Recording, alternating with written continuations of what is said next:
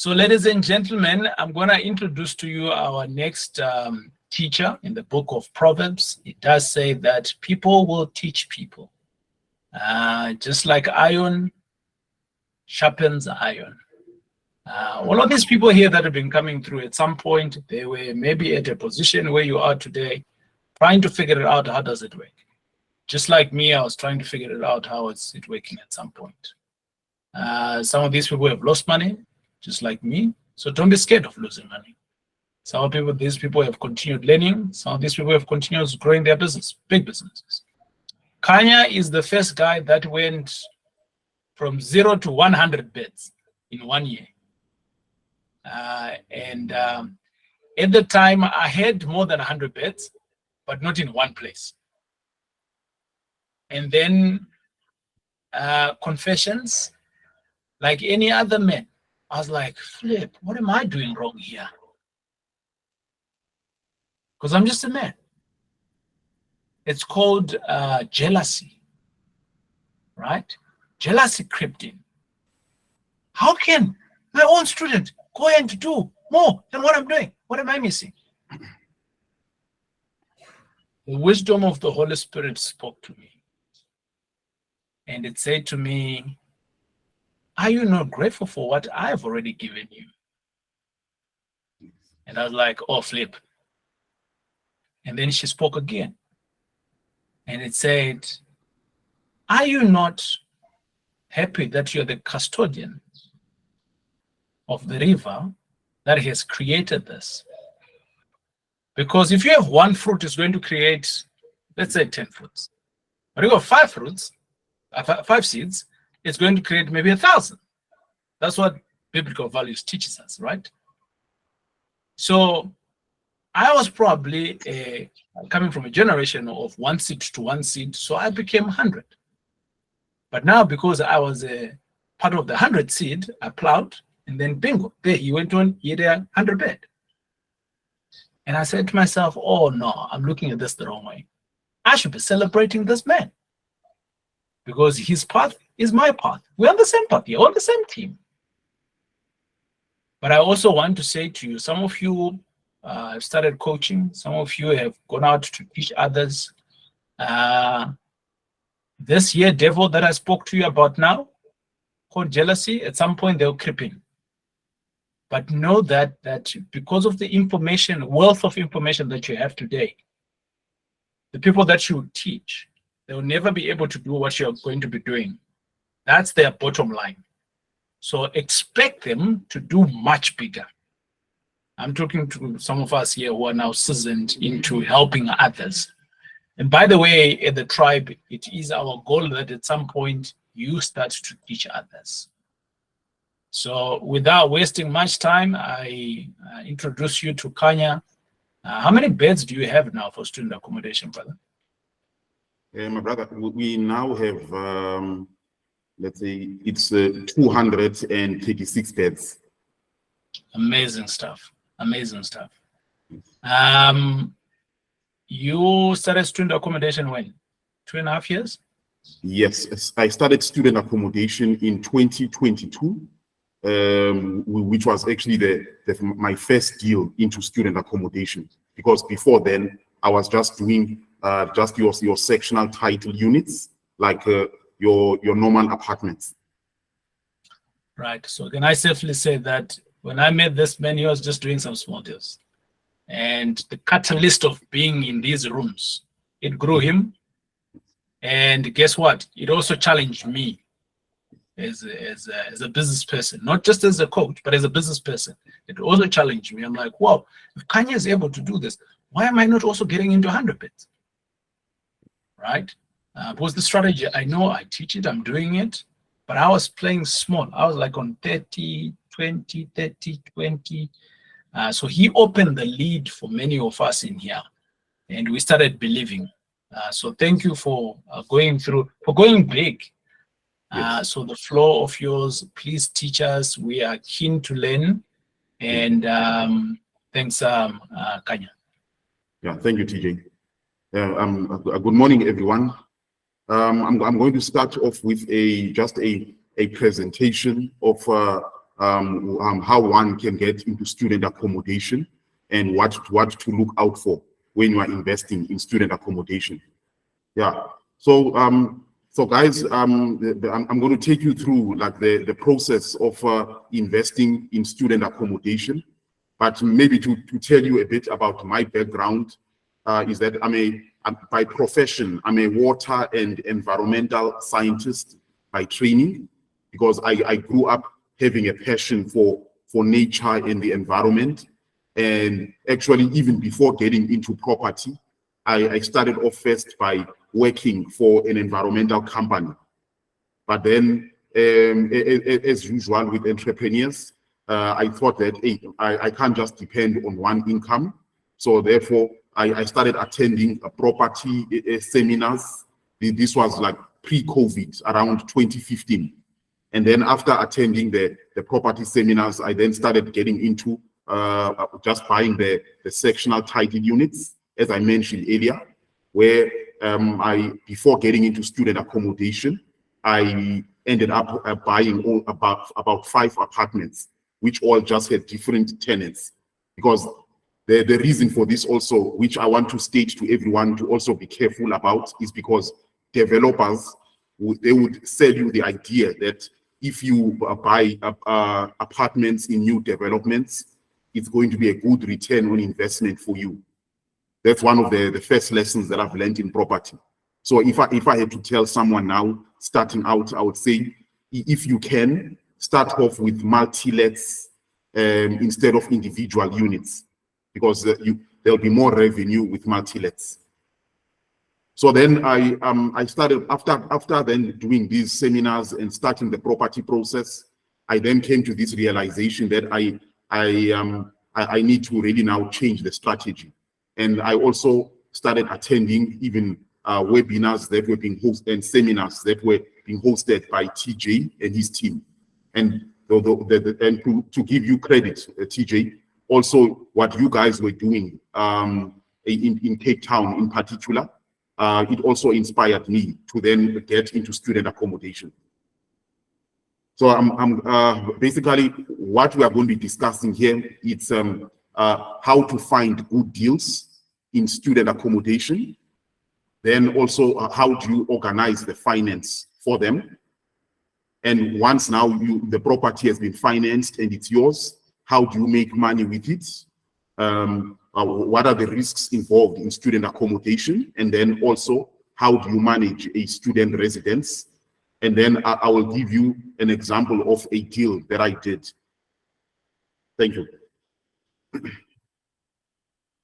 So with the first process, in terms of finding the deals, I would suggest, it might be obvious, but I would suggest for fellow investors to familiarize themselves with platforms such as Property 24 and Private Property.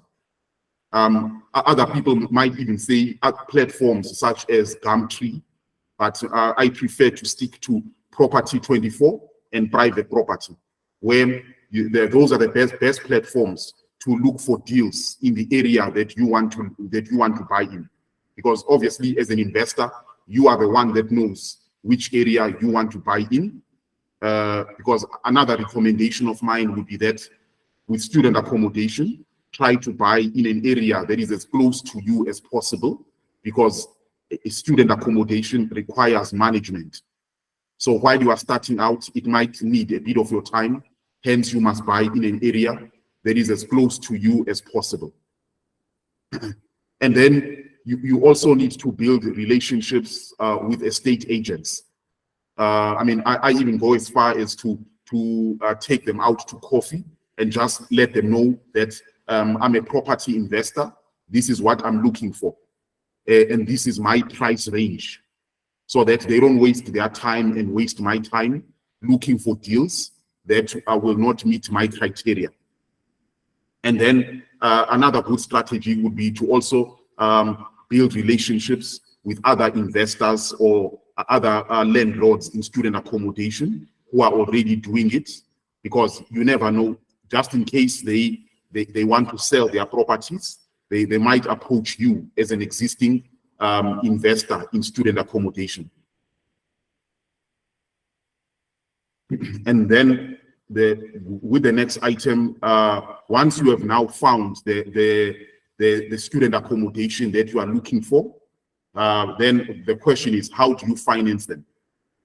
And the lucky thing is that there are several options now in South Africa, because more financial institutions are becoming, let's say, they are becoming more comfortable in funding student accommodation.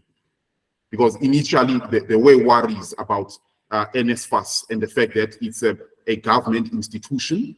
And as you guys may know, quite a number of the South African government-owned companies, they have not been performing well. So therefore, all financial institutions would be wary that the likes of NSFAS, how can we be comfortable that they would be they will pay landlords or investors in student accommodation?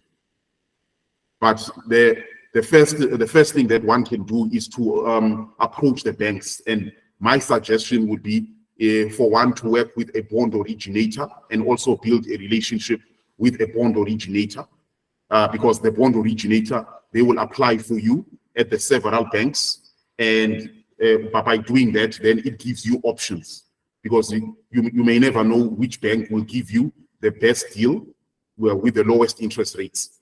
So it's best to apply at the banks with a bond originator so that you've got options from the banks.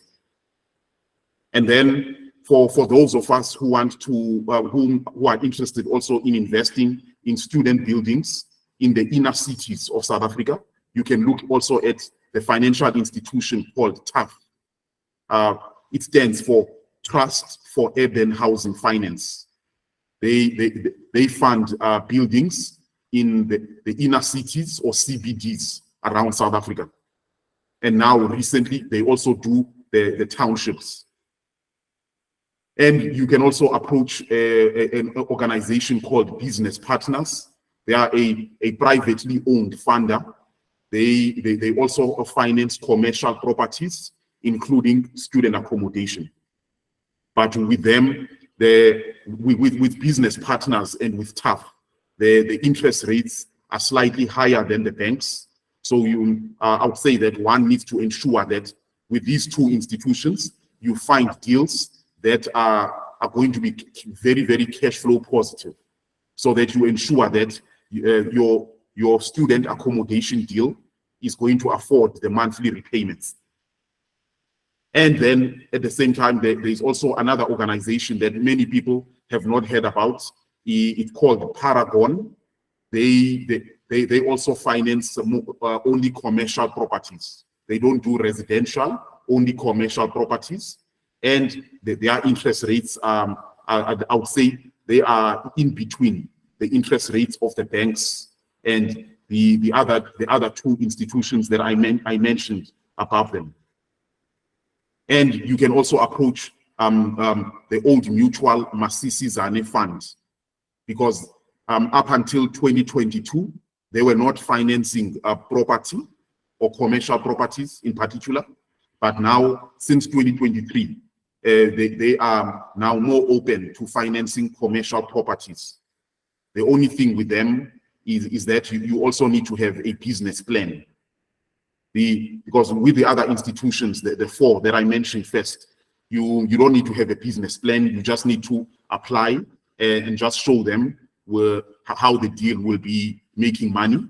But now with Old Mutual Masisi Zane Fund, you need to have a business plan that shows how the property is going to make money.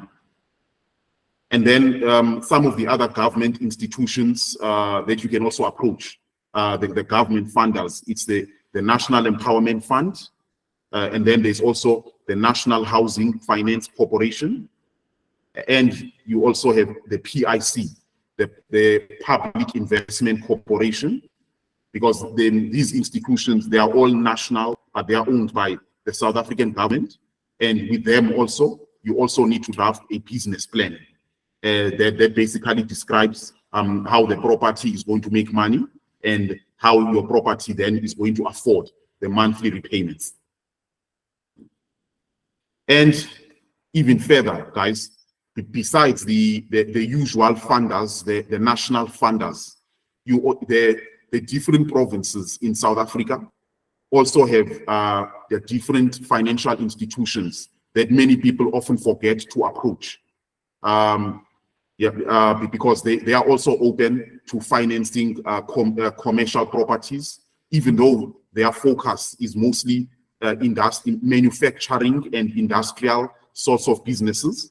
Because obviously, as government institutions, they are mandated to finance projects that are more about job creation. Hence, they like to focus on manufacturing and industrial projects, but they also finance commercial properties. So if you are in South Africa, depending on which province you are in, you can approach these different institutions. For example, in the Eastern Cape, you've got the Eastern Cape Development Corporation. In the Free State Development Corporation. Then for those of us in Gauteng, you've got the GPF, known as the Gauteng Partnership Fund. And interestingly enough, also the Gauteng Enterprise Propellers. And then in KZN, you've got the KZN Growth Fund. And in Limpopo, you've got the Limpopo Development Corporation. In Mpumalanga, you've got the Mpumalanga Economic Growth Agency, often referred to as MEGA. And in the Northern Cape, you've got the Northern Cape Development Corporation. You've got the Northwest Development Corporation. But interestingly enough, the last province, the Western Cape, they don't have a funder that is like focused on the province itself, but they've got an organization that is about supporting business and investment in the Western Cape, an organization called WestGrow, the Western Cape Growth Agency. So my suggestion is that if you are based in the Western Cape, you can try and be part of this organization where you just become a member. According to my understanding, there is no joining fee, but you just become a member and then network with other entrepreneurs and other people in the who may also be in student accommodation. And then how one makes money in student accommodation is that your main source of revenue is rental income from NSFAS, the National Student Finance Agency, and besides them, there's also the universities, because up to now, depending on which province also you are in South Africa, the rental income from you that comes to you as the landlord comes either directly from NSFAS or it will come from the university. But the most of the money for all the students would be I'm referring to students who are financed by NSFAS. These are students who are like from your previously disadvantaged background in South Africa. The money for their rental, for their rent, comes from NSFAS. So depending on which province you are in, some provinces, the money comes directly from NSFAS, whereby the students would be swiping their NSFAS cards, whereby you as the landlord, you need to have a card machine in your property so that the students would swipe their cards. But then in some provinces, the revenue will go from NSFAS to the universities, and then the universities will then pay the landlords the money. So then when it comes to NSFAS students, the maximum cap rate up until now per student has been 4,500 per month per student. But up until now, because last week the South African Minister of Higher Education, he made an announcement that this amount will now be increased to 5,000 rand per month. So it's going to mean even better revenue for those who are investors in student accommodation. But up until now, it's been 4,500 per month per student. And And then you also then have a smaller group of students. These are the students who don't qualify for NSFAS. They might apply but don't qualify to be funded by NSFAS. Then these students would be private students, whereby their families have to pay for them, and the average rental here ranges from 2 to 5,000 rand per month per student. And in fact, some of them may be students who've got bursaries, whereby maybe they did well academically in grade 12, and then they got bursaries to finance them at varsity. But another thing that many people don't really think about is that also because student accommodations only operate from February to November, one would ask the question, then how do you generate the revenue in December, in January? Then my answer to that would be, in particular, to those who are investing in student accommodation in the coastal areas of South Africa, where obviously people usually go for holidays. I would say you must also look at in generating revenue with using short-term rental platforms such as Airbnb and Booking.com. And you can also speak to local travel agents that they can also approach you in case there are people, especially like large groups of people who are wanting to stay together in a large property. For example, backpackers, whereby young people or students, they might want to just stay in the hostel sort of type of properties. Then you can also then tell the travel agents that should such people want to stay in a place, your student residence will be open to them over the festive season in December and January. And then, guys, when it comes to the risks, just like any business, one needs to look at what are the risks in this business, because no matter which business you get into, there's always risks. There's not only just the upsides. So when it comes to student accommodation, often what people speak about in terms of risks, the most common one that I've come across, even with other investors in student accommodation, is the late payments that might come from NSFAS or the universities. So that's one way that's one risk that one also needs to look out for. And the one way that one can also mitigate that risk is that if you are investing in a large student residence, you can create a student residence whereby the rooms are like self-contained apartments, whereby each room will be like an apartment that has got its own bathroom and its own small kitchenette.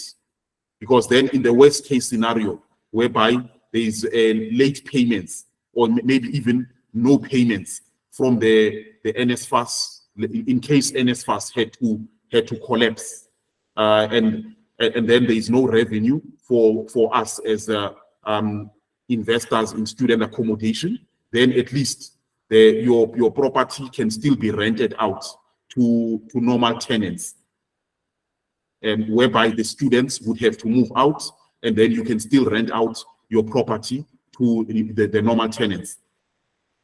And then another risk to also look out for is poor management, because as I mentioned earlier, with student accommodation, you need to make sure that you are managing it properly. What I mean by that is you need to make sure that you've got a team that is there.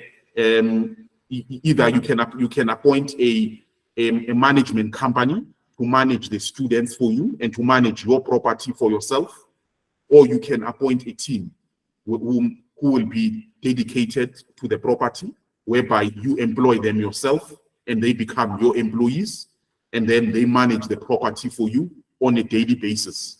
Because with a student residence, things may come up on a daily basis, things breaking down, or things needing to be fixed.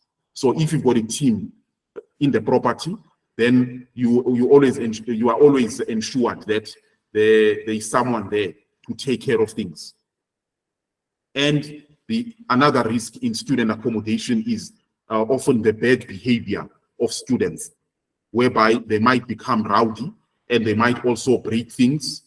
So one way to also mitigate this, which I myself often employ, is to make sure that I've got the right insurance for student accommodation, because the insurance companies in South Africa, they often are very particular, and therefore it's very important for you to mention that this commercial property is a student residence, so that later on when you need to claim something from them, there is not a dispute whereby the insurance company will say, but you didn't tell us that this is the student residence, and therefore we are not going to pay you for the amount that you are claiming for. So it's always important to make sure that you've got the adequate insurance also for a student residence. And then the other risk is also municipalities, because what often happens also is in South Africa, which I've noticed, is that municipalities can sometimes make mistakes when it comes to the rates and taxes, when it comes to commercial properties, not only for municipalities, but also not only just any normal commercial property, but also student accommodation properties. An example of this is a municipality overcharging you when it comes to water and electricity. So it's always important for you to be on top of it. And in fact, what one can do is to even try and have like prepaid meters in your student residence. But because as a landlord in student accommodation, you must always provide the water and the electricity for your students. So what I mean by a prepaid meters is that even though they will be installed, you as the landlord, you will still need to buy the prepaid electricity or the prepaid water for the students. But at least you know that the amount that you are paying for the water and electricity, it is a fair amount. You will know that you are not being charged by the municipality. And then the last risk, which I mentioned earlier, is also by not having adequate insurance, whereby if your property is valued at, let's say, at 1 million, but you are only insured for 500,000, then in the worst case scenario, should your property get into a fire and burn down, then obviously you will be in deep trouble, because firstly, the insurance company is only going to be able to cover you for the amounts. They're only going to be paying you for the amount that you are covered for. And another thing that people in South Africa must also not forget is that in case of a riot, whether it's students or anybody else, you must also make sure that your insurance cover also includes something called SASRIA, whereby the South African government is also insuring you that should there be a riot or a protest, your property is also insured. And then the insurance company will then obviously inform the government that this incident that resulted in your property being destroyed or being burned down, it was due to a student protest. And then the South African government institution called SASRIA, they will then also be part of the claim for you to recover the money and for your property to be to lodge a claim so that your property can get back on track. And then in order to the next item, to manage a student residence, you must always make sure that you've got the right team. And what I mean by that is that usually in a student residence, as I mentioned earlier, you either have a management company that you pay every month to manage the property for you.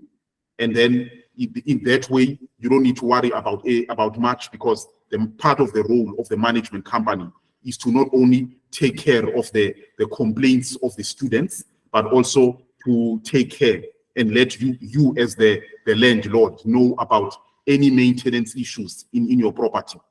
That's if you appoint a management company. But then if you choose to employ the team yourself, then the people that one needs to have is number one, a caretaker.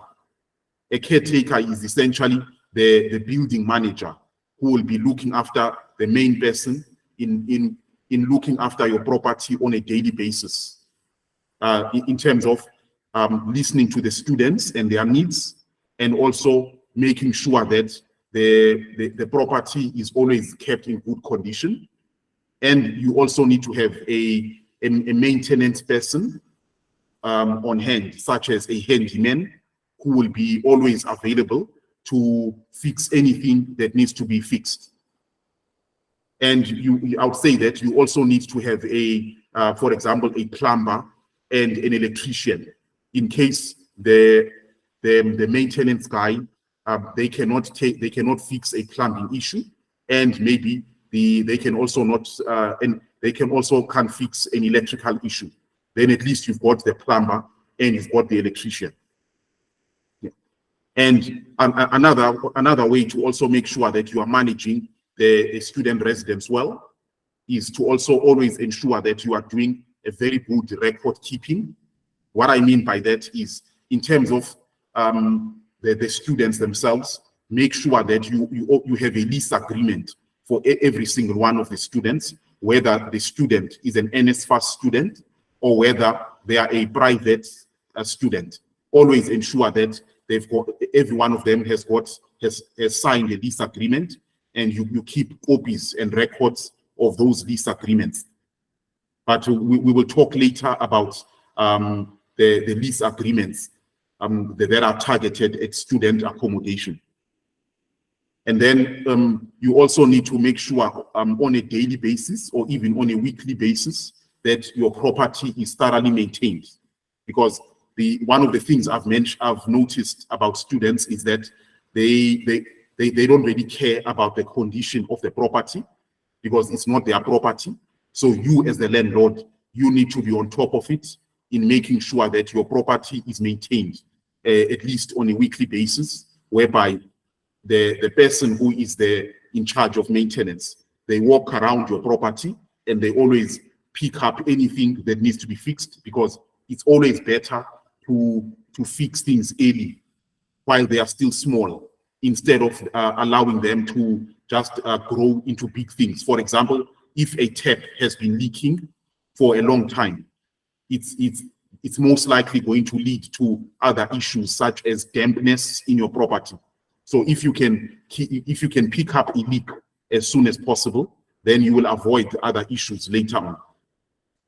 And it's always important to make sure that your property remains compliant with NSFAS, because NSFAS, being the organization that pays for most of the students in South Africa, they've got a set of guidelines or minimum standards. So as an investor in student accommodation, you must make sure that your property is always meeting those guidelines or those requirements. Otherwise, your property will not get approved or accredited by NSFAS or the universities. So always make sure that your property is meeting those guidelines.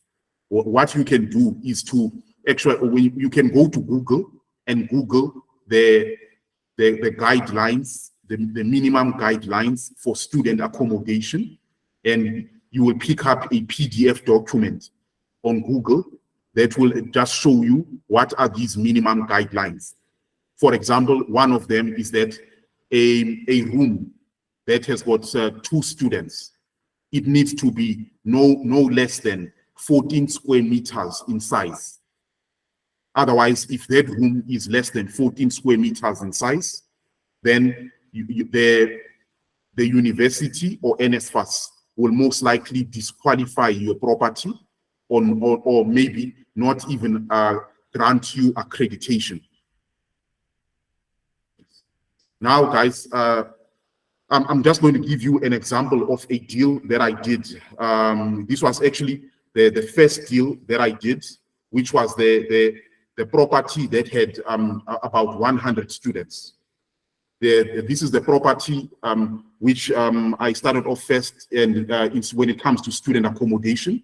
And this property was bought in April 2022, and it is located in Port Elizabeth, Gqeberha, in South Africa. And this property has got 102 beds, which are spread out in 57 bedrooms. So one of the things I mentioned earlier is that you must always have a good relationship with an estate agent. So this deal was basically an example of that, because it came to me from an estate agent that I had already built a relationship with. And the property was advertised for 14 million rand, but after a few weeks of negotiations, we agreed on a price of 11 million. And I will explain also how we also came to the agreement of 11 million instead of 14 million. But the property was already financed by one of the financial institutions that I mentioned earlier, TAF. So I then went ahead, and also after signing the offer document, I also then approached TAF to submit my application with them. And then TAF then eventually, after a month, they approved a finance of about 8 million. And then it meant that I needed to find 3 million to put down as equity. So one of the reasons then why the purchase price went from 14 million to 11 million was because the sellers and myself, we came to a win-win scenario, whereby we decided that instead of buying the property itself, buying the actual property, we decided that I could rather buy the company that owns the property. So for example, if you buy the property itself, which is what most of us do, the usual process of buying the property, you normally buy the property by signing the document called the offer to purchase, the OTP, or what some people refer to as an agreement of sale. But now in this case, when you are buying the company that owns the property, and usually this only happens if that property is the only remaining assets in that company. Otherwise, if the company had other properties already, then this option of buying the company wouldn't be an option. So I decided that, okay, because then this property was the only one in the company, let's go for buying the company, and the document that you use when you are doing that is the sale of shares agreement. The advantage of this is that because you are buying the company, and the company is going to remain the owner of the property, all that you are doing is just changing the shareholder or the director. Therefore, you are not going to pay transfer fees, which you normally pay when you are buying using the OTP. So therefore, there is a huge saving in terms of transfer costs. And the advantage for the seller is that they will be saving on capital gains tax, CGT, capital gains tax, because if the seller bought the property at maybe for 5 million, but they are now selling to me for 11 million, it means that the 8 million profits that they are going to make, they are obviously going to be charged by SARS, the South African Revenue Service, some capital gains tax. So this is the advantage for the seller. Hence, it's a win-win situation for both the buyer and the seller. But then the disadvantage of this process is that what if you buy a company that has got some hidden skeletons? What I mean by that is a company that you don't know might have some liabilities that the previous owners didn't tell you about. So you must always ensure that you do a thorough due diligence, whereby you ask the sellers for things such as annual financials or management accounts, just to see how well the company has been doing.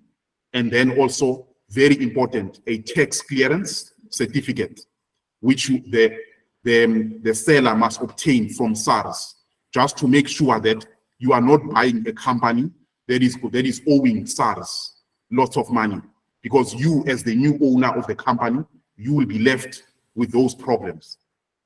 And then you also need to request things such as the latest municipal statements, just to obviously make sure that the property has got or has been up to date when it comes to its municipal accounts, rates and taxes, water and electricity. And then, very important, also ask the seller for the zoning certificate, so that you know that you are buying into a property that has got the right consent to be a student accommodation. So that one day, especially in the city of Cape Town, because the city of Cape Town is the most strict, they are the most strict city in South Africa when it comes to zoning, whereby if they find that you are operating a student residence, but you don't have consent or the right zoning certificate, they will literally demolish your property. And then you will lose all that money and you have to build from scratch again.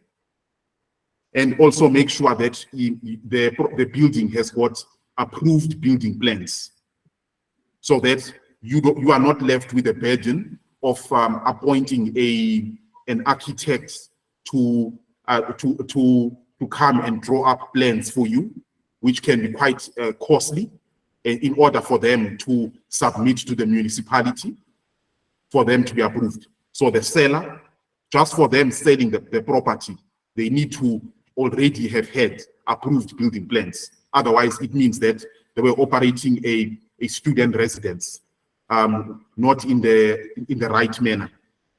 And lastly, you must also ask them for a proof that this student residence has got accreditation with the university or with NSFAS.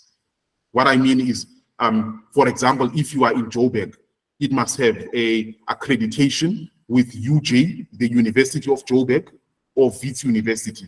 And then if you are in Cape Town, it must have accreditation with the universities that side, UCT, UWC, and CPUT.